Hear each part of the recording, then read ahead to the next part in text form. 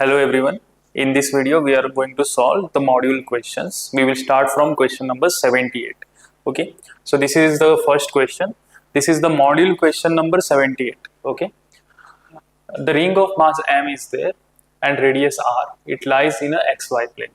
Right? It lies in a xy plane with its center at origin. This is the origin. The mass distribution of ring is non-uniform such that at any point P on the ring, the mass per unit length is given by lambda 0 cos 2 theta.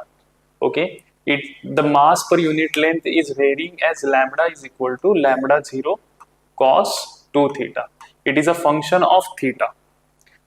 Now we have to find out moment of inertia of the ring about z axis. So this is the axis, and about this what is the moment of inertia.